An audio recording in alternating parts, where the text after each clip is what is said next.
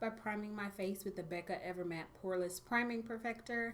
And I really like this primer. It does a great job at controlling the oils throughout the day and also minimizing pores. So I'm trying out something new today for foundation, and this is the Maybelline Fit Me Shine Free and Balance Foundation, and it's for combination skin.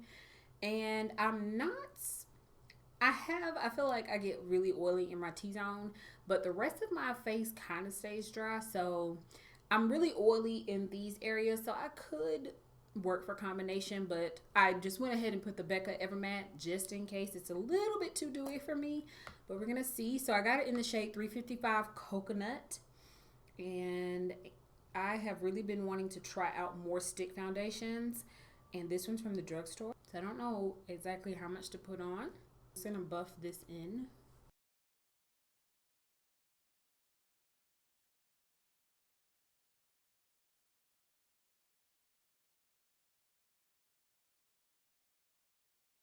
Of course, bring it down to the neck area. It's really easy to blend in is what I'm noticing. And it looks like it provides a decent amount of coverage as well. It's definitely not giving me any type of dewy finish, so I'm glad about that. It's kind of like a nice velvet satin finish almost.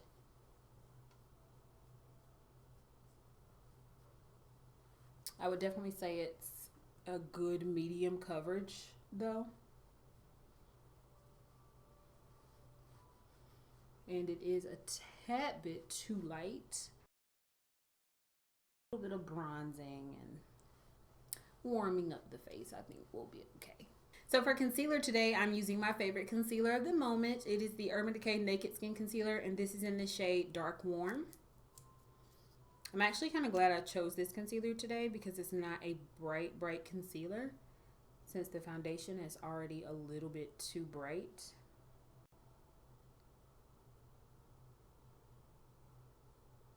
This concealer actually has a lot more golden warm undertones, so it's perfect for bright foundations.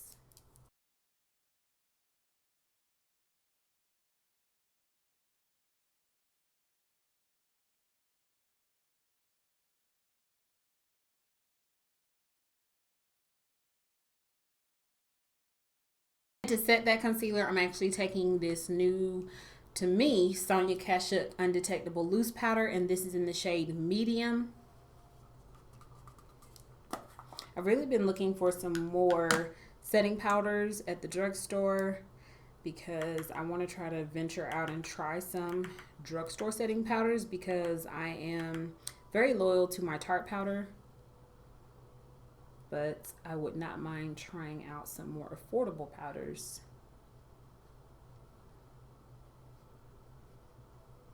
I actually really like this one. It kind of sealed up those oils pretty well.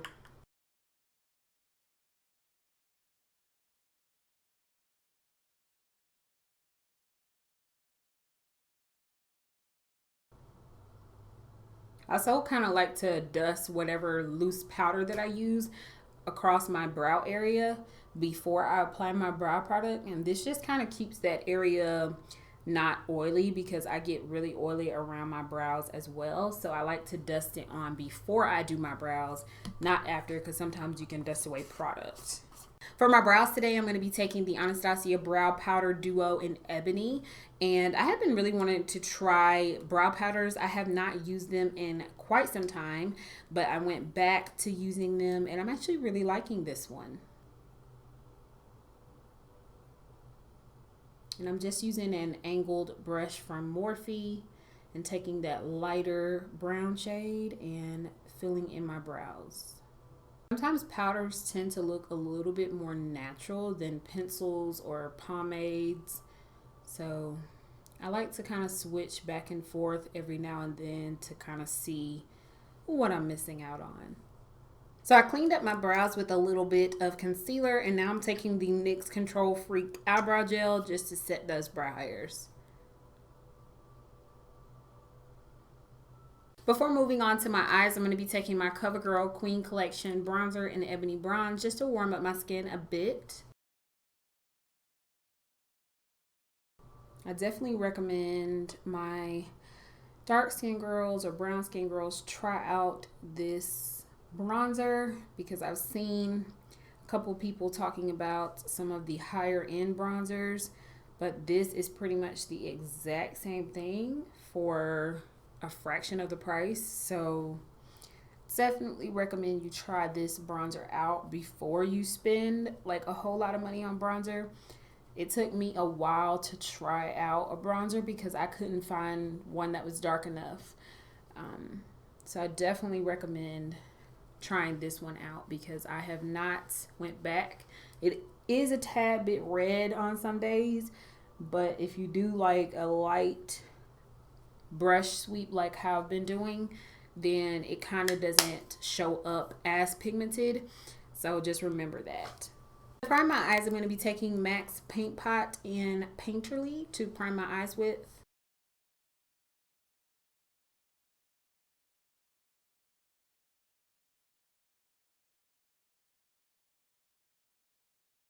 So going into MAC's Burgundy times 9 palette, I'm going to be taking this middle shade here. It is this kind of deep brown shade and applying that all over my lid. I'm going to start by putting it in the crease area only, and then I'm going to bring it down on the lid.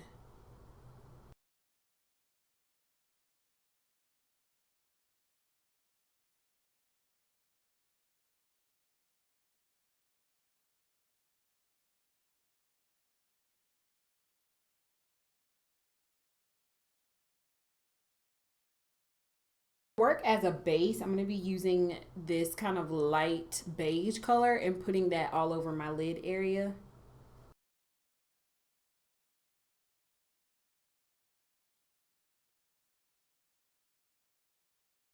And this also helps to just cover up all of that paint pot primer that we applied. Now I'm going to be taking this color right below it. It's kind of like this shimmery black, has like flecks of gold in it. And so I thought that this would be a nice kind of grungy color to apply to the lid today. And I'm just pressing this into the lid and also kind of blending it sideways with the E25 brush from Sigma. And I'm also going in that crease with the very tip of the brush and really just blending that into that brown that we applied. So that's going to give like a nice transition so it's not so harsh like black then brown. To line my waterline, I'm going to be taking the Smashbox Always Sharp Waterproof Kohl Liner in the shade Raven. And I'm going to apply that to my lower waterline, and then I'm going to smudge that out.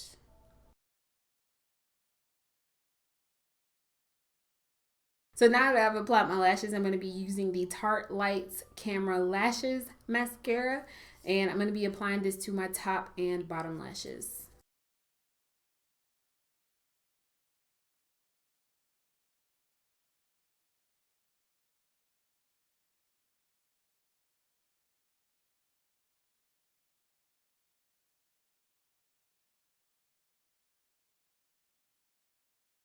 To brighten up my inner tear duct area, I'm going to be using this bright gold shade here at the top of the palette and applying that in my inner tear ducts. I like doing this just for a little pop of highlight, just opening up the eyes a little bit more. For blush today, I'm going to be using the Lorac Cheek Unzipped palette, and I'm going to be taking the shade Underrated and applying to my cheeks.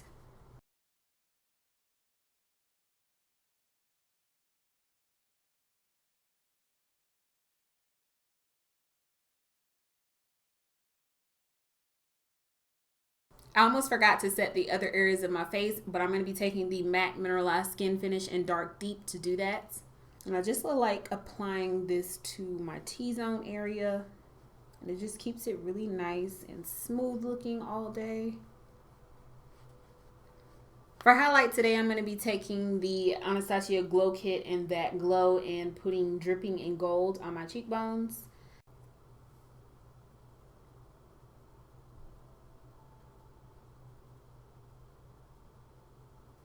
I am in love with this palette.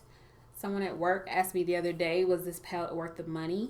And I was like, yes, just go get it. Just spend the $40 and get it because it is so worth the money. And I'm just gonna put a little bit down the center of my nose and a little bit on my Cupid's bow. Lips today, I'm going to be using something new, and this is the NYX Ombre Lip Duo in Ginger and Nutmeg. So I'm going to line my lips with nutmeg and then fill them in with ginger. And these lip duos are extremely creamy.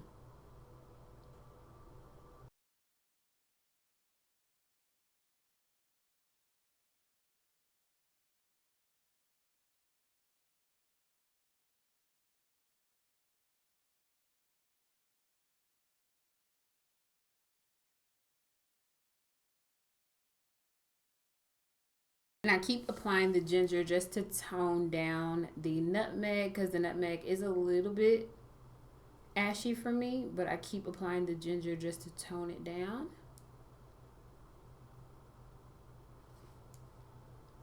Until I get the desired color that I like. And then I'm going to be taking the NYX Girls Gloss, and this is in the shade Natural, and I'm just going to put that on top of everything.